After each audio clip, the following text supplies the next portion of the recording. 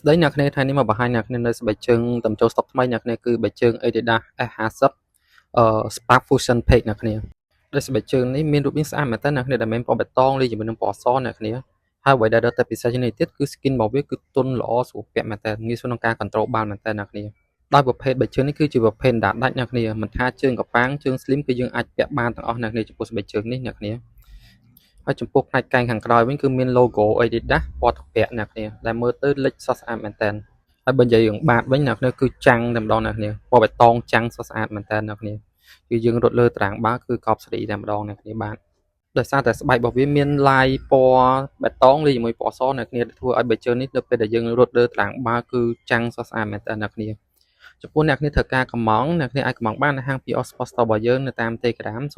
0616268បានឬ Facebook Page របស់យើង PR Sport Soccer Boat អ្នកគ្នាតាម website ក៏អ្នកគ្នាអាចកំងបានដែរគឺ prsport.shop អ្នកគ្នាអរគុណច្រើនអ្នកគ្នាចំនួនគឺមានកំណត់អរគុណច្រើន